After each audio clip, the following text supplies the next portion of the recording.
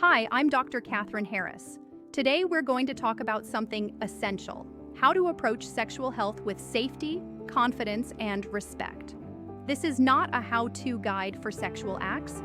It's a conversation about your well-being, your body, your choices, your boundaries, and your future. Think of this as a toolkit you can carry for life: practical, calm, and judgment-free. If you're ever unsure or uncomfortable, pause, ask questions, and reach out to a trusted professional. Your health comes first. Let's walk through 5 foundations. Each one is simple in words, but powerful in practice, and each one can help you protect your body and your peace of mind. Foundation 1. Real consent: clear, freely given, and ongoing. Consent means everyone involved is choosing the same thing at the same time without pressure. It should be clear, freely given, and ongoing. Clear means the yes isn't vague. People use words that line up with their actions. Freely given means no one is pushing, guilting, or bargaining. Ongoing means it doesn't stop after one moment. What was okay a minute ago might not feel okay now, and anyone can change their mind. Confidence in intimacy starts with honoring your inner no and your inner not yet. The ability to say, "I'm not comfortable with that," or "I want to stop now," is not a weakness. It's the foundation of safety. Here's something many people forget. Consent is specific. Agreeing to one kind of closeness doesn't mean agreeing to all forms of closeness. If something new comes up, everyone checks in again. No one owes access to their body because they said yes to something different earlier. Remember, a truly caring partner will respect a boundary without debate or disappointment. That response tells you a lot about whether your trust is well placed. Foundation 2, body literacy: listening to signals, respecting discomfort. Your body communicates constantly. Warmth, ease, relaxed breathing, these are green light signals. Hesitation, tension, holding your breath, or any pain, those are yellow and red lights. Pain is information, not a test you have to pass. If your body is saying not okay, you stop, you breathe, and you reassess. There is no medal for ignoring discomfort. There is no should in healthy intimacy, only what is genuinely comfortable, wanted, and safe. Body literacy also includes understanding that emotions and stress affect how the body feels. Anxiety can make everything feel tighter and less comfortable. Rushing can do the same. Emotional readiness matters. If you feel hurried, confused, or obligated, that is your body asking you to slow down. There is nothing immature about taking your time. In fact, patience is one of the most adult skills you can learn. Foundation 3, health protection: barriers, testing, and honest conversations. Sexual health isn't only about preventing infections. It's about protecting your future plans, your peace of mind, and your ability to focus on the rest of your life. Barriers, like condoms, reduce risk when used correctly, and routine testing helps you take care of yourself and your partners. If you're considering intimacy, you also consider health. When was your last test? Isn't an accusation. It's a responsible question. You deserve partners who are honest and calm when talking about health, and you should aim to be the same. Confidentiality matters. Many clinics and healthcare providers offer youth-friendly services and can explain your privacy rights in your area. If you're ever unsure, ask, "What will be kept private?" Knowing the answer helps you relax and get accurate information. It's okay to bring a list of questions to a visit. Professionals appreciate it, and you'll leave feeling clearer and safer. Foundation 4, boundaries and pressure: recognizing red flags early. Healthy intimacy is never a negotiation against your own values. If someone mocks your boundaries, calls you immature for slowing down, or acts irritable because you asked a health question, those are red flags.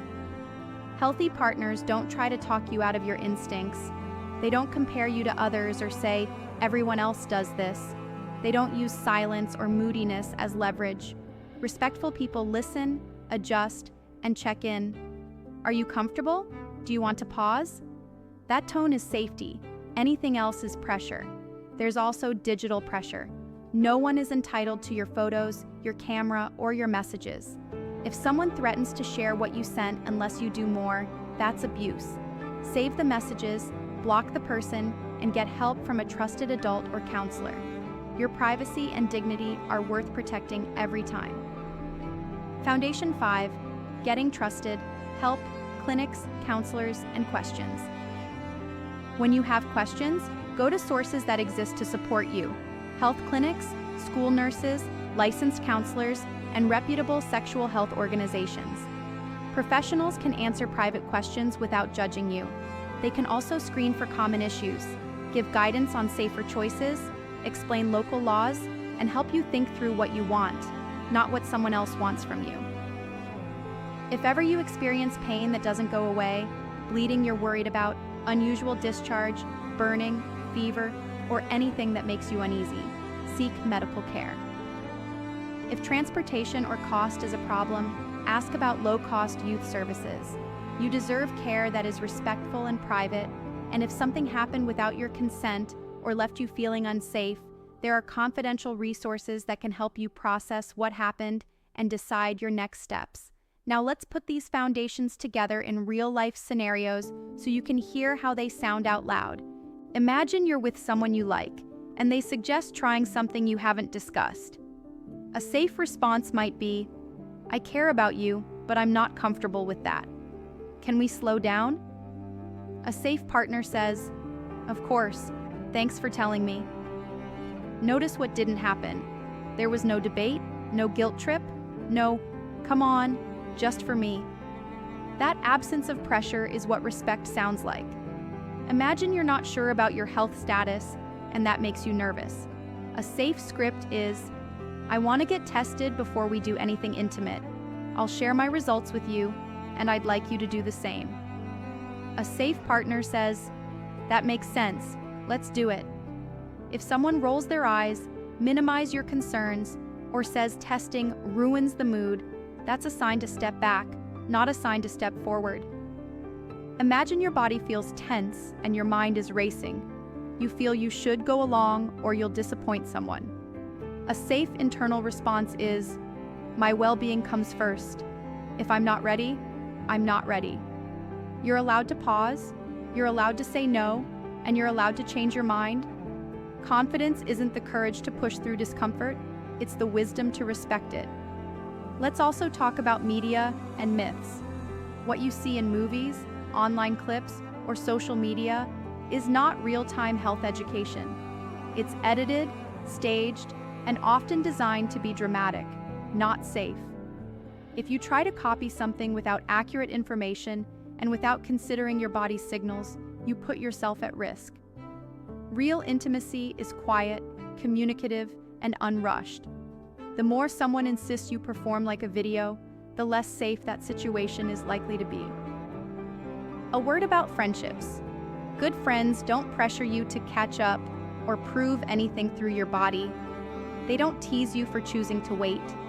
They don't keep secrets that put you at risk. If you're surrounded by people who treat your boundaries like a joke, expand your circle. Find spaces where respect is normal, not rare. You may also wonder about confidentiality with adults in your life. It's okay to say to a healthcare professional, "I'm worried about my privacy. Can you explain what's confidential and what isn't?" A good clinician will explain clearly. If you have a trusted adult, parent, guardian, coach, relative, mentor, bring them into the conversation if it feels safe. If not, a counselor or clinic can help you navigate choices privately and legally in your area. Let's reflect on language that protects you. "I'm not comfortable with that. Please stop." "I'd like to pause and talk." "I won't continue unless we both feel safe and informed." "I need to check with a healthcare professional before making this decision." "I'm not ready. My answer is no." Those sentences are powerful because they're clear. Practice them. Put them in your own words. Confidence grows when your words and actions match your inner values. You might also be wondering, how do I know if I'm ready for intimacy at all? A helpful checklist is: do I feel calm, not rushed? Do I understand the health risks and how to reduce them? Do I feel respected and heard? Can I say no without fearing someone will leave or get angry? Do I have access to healthcare if I need it? If you can't answer yes to those questions, that's your sign to wait. Waiting is not a missed opportunity. It's a wise choice until conditions are safe and right for you. For those who have experienced pressure or harm, what happened is not your fault. Your worth isn't defined by anyone else's actions. Confidential help exists. Talking to a counselor or clinician can be the first step to feeling safe again. Healing is possible, and you deserve it. Before we close, I want to underline something. You are allowed to prioritize your health over someone else's expectations. You are allowed to learn, to ask, to think, and to change your mind. You are allowed to say no, and you are allowed to say not yet. You are allowed to choose partners who listen, respect, and protect, and to step away from anyone who doesn't. I'm Dr. Catherine Harris. Thank you for taking your health seriously, for asking questions, and for choosing a path that protects your future. If you're unsure about anything we discussed, reach out to a trusted healthcare professional who can talk with you privately and respectfully. Your body is yours. Your boundaries are yours. Your safety and confidence matter today, tomorrow, and always.